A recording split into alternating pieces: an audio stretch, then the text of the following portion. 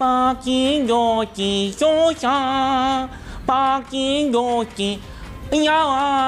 माफ करे, बहुत मनुष्य लग रहे हो, मत करो, रहने दो। हम ये बचपन से सुनते आ रहे हैं कि पाक चीन दोस्ती हिमालय से ऊंची है, समंदरों से गहरी, और इस दोस्ती के नजारे हमने जगह जगह देखे। कुछ तो गड़बड़ जरूर है अभी जी। कि हमारी और चाइना की दोस्ती हिमालय से भी ऊंची है और समुद्र से भी गहरी है। छोटा कहीं का अब बोलो कि हमारा और चाइना का कर्जा हिमालय से भी ऊंचा है, समुद्र से भी गहरा है, दूसरे के बल पे टूटे। पाक चीन दोस्ती के चक्कर में जो सीपेक का मंसूबा है सत्यानाश कर दिया पाकिस्तान की मईशत का। तो साला होना ही। नवाज शरीफ का बड़ा फेमस स्टेटमेंट है कि शहद से मीठी, हिमालय से ऊंची और समंदर से गहरी दोस्ती है पाकिस्तान और चीन की, लेकिन इस दोस्ती की दीवार पे एक बहुत मोटी दरार पड़ गई कि इस साल हमें ये जो करंट फिस्कल ईयर है, हमें 2800 अरब रुपए हमें देने सिर्फ IPPs को। कि मैं कहती हूँ शर्म से डूब मरने का मुकाम है। तो फिजा बीबी डूब के मरो ना, और रावी में पानी नहीं आता आजकल, कहाँ से मरेगी बेचारी।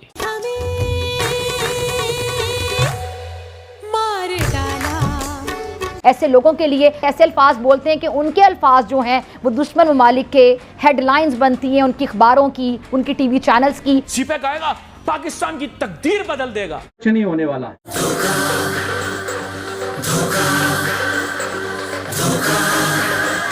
नौजुबिल्लाह, तकदीर बदलने वाला सिर्फ मेरा रब। उसने तुम लोगों को वो किया कि तुम्हें समझ में आ गई तुम क्या हो। अरबों डॉलर डाले थे वो चाइनीज कंपनीज अब हाथ जोड़ रही हैं, पैर पकड़ रही हैं और कह रही हैं कि हमें पाकिस्तान से जाने दो। मुझे जाने दो, मुझे जाने दो। चीन पाकिस्तान में 62 अरब डॉलर्स की सरमायाकारी कर रहा है, जिसके तहत सड़कें, ज़रात, बिजली और पानी के मंसूबों पर काम होगा। सड़क बनाई नहीं, आप बताओ ना, आप बोले थे सीपेक सड़क का नाम है, सीपेक यूं जाएगा।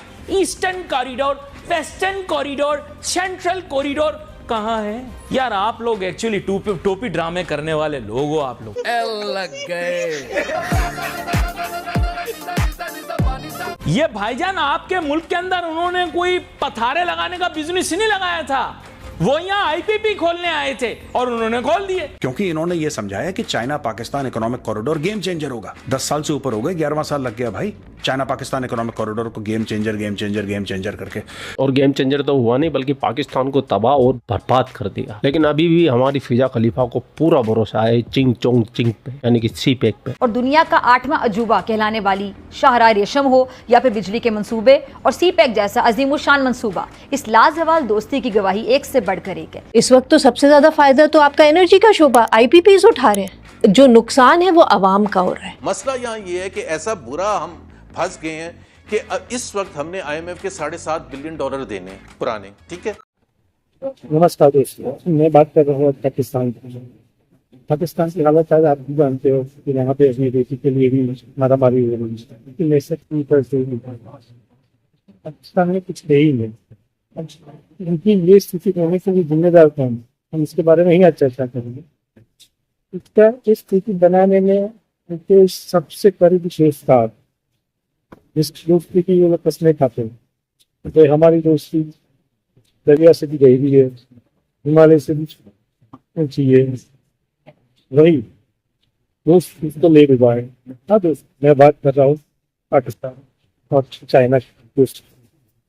जिस चाइना को वो बहुत अजीज समझता है, उसने उसकी गोद खरीदी, वो लोग वो समझ ही नहीं पा रहे। चाइना ने जो उनके लॉलीपॉप दिया था सीपेक के नाम, वही सीपेक उनकी नेशन को ले भी गया। वो कैसे, वो उनकी पत्रकारों को और सियासत वालों को अभी खबर थी, क्योंकि इतने सालों ये चाइना ने क्या गेम के लिए, चाइना ने सीपेक के लिए फंडिंग दी उनको।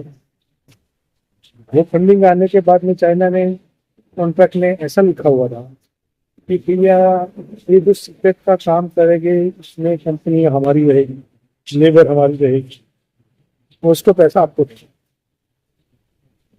वो क्वालिटी के पर्पज पे उन्होंने एक किया था। ये हुआ है, चाइनीज कंपनी ने वहाँ पे काम चालू कर दिया। जैसे फंडिंग पाकिस्तान के पास में आती, पाकिस्तान वही फंडिंग चाइनीज कंपनियों को और लेबर को पे के रूप में दे दी, यानी पैसा घूम के वापस चाइना ही आता था। और यहाँ पे जो दूसरे खर्चे रहते थे इनको रखने के, वो सब खर्चे होते थे पाकिस्तान की वजह से। पाकिस्तान को सीपेक में 30% की तो हिस्सेदारी थी, उसको पैसे तो डालना था, वो पैसा भी पाकिस्तान डाल रहा था। यही चक्कर में पाकिस्तान में से जो हैसियत में पैसा घूम रहा था वो सब आहिस्ता आहिस्ता खत्म होने लगा, और कुछ पैसा वहाँ के भ्रष्ट अधिकारियों ने, आर्मी वालों ने वो सब खा लिया। इसी चलते उनके जो रोटेशन घूम रहा था, पूरा रोटेशन का पैसा निकल के चला गया सीपेक में, और देश चलाने के लिए पैसा उनके पास हो गया जीरो। और अभी हालत ये हो गई है, चाइना ने भी सीपेक से हाथ पीछे खींच लिया। यही हालत है उनकी। आइए देखते हैं दोस्तों, वीडियो अच्छी लगे तो आप लाइक कीजिए, शेयर कीजिए, चैनल को सब्सक्राइब करना मत कीजिएगा। लोग वीडियो देखते हैं मेरे चैनल को सब्सक्राइब नहीं करते हैं। सब्सक्राइब के लिए आपको पैसा नहीं लगता है, एक बटन दबाना होता है, 2 सेकंड का काम है। आपका एक बटन दबाने से हमको बहुत सारी सपोर्ट मिल जाती है। दोस्तों प्लीज सब्सक्राइब कर लीजिए, लाइक कीजिए और कमेंट कीजिएगा। धन्यवाद। चलो भाई।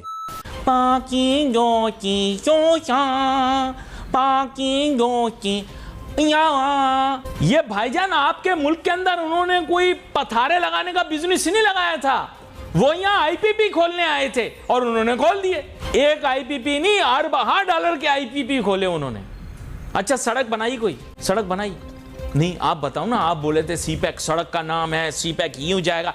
Eastern corridor, western corridor, central corridor कहां है? कहां है? यार आप लोग एक्चुअली टोपी ड्रामे करने वाले लोग हो आप लोग। कि आप अगर अपना बजट देखिए, बजट के अंदर मोटी मोटी डिविजन्स है ना, आपकी वो है डेवलपमेंट का हो गया, आपका सूबों का चला गया, डिफेंस चला गया, और जो कर्जे देने। अब जो सबसे बड़ा चंक है जिसमें कर्जे देने हैं, उसी के अंदर से आप ये भी निकाल लें, आपका जो कैपेसिटी चार्जेस हैं जो आपको आईपीपीस को देने हैं, तो इतना बड़ा चंक उसमें जा रहा है आपके एनर्जी के। कि इस साल हमें ये जो करंट फिस्कल ईयर है, हमें 2800 अरब रुपए हमें देने हैं सिर्फ आईपीपीस को, और ये किसी खाते में नहीं है कि 2800 अरब रुपए आईपीपीस को देने के हम मुतहम्मिल हो सकते हैं। सीपेक आएगा, पाकिस्तान की तकदीर बदल देगा। नौजुबिल्लाह, तकदीर बदलने वाला सिर्फ मेरा रब।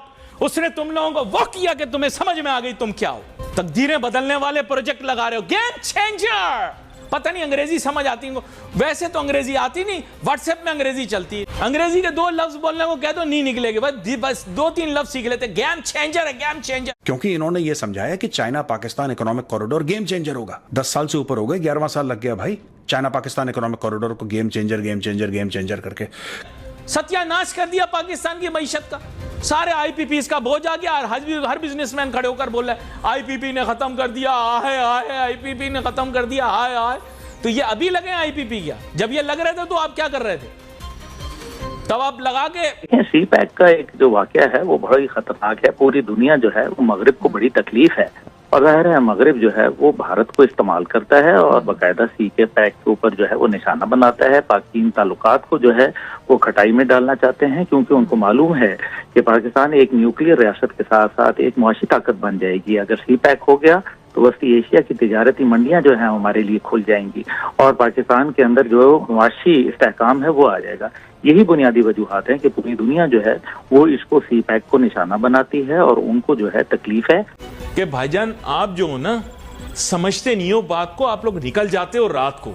सीपैक का मंसूबा जो था बकौल आपके 64 अरब डॉलर में से 34 अरब डॉलर जो मैंने पढ़े वो आईपीपीस में लगे हैं। कि हुकूमती वुज़रा अभी 2-4 दिन पहले वो ये कह रहे थे कि जी मुल्क में कीनिया जैसी सिचुएशन जो भी करेगा उसकी हम इजाज़त नहीं देंगे, क्योंकि वो मुल्क से उन्होंने गद्दारी का लफ्ज़ इस्तेमाल नहीं किया, लेकिन कहने का मतलब वही था।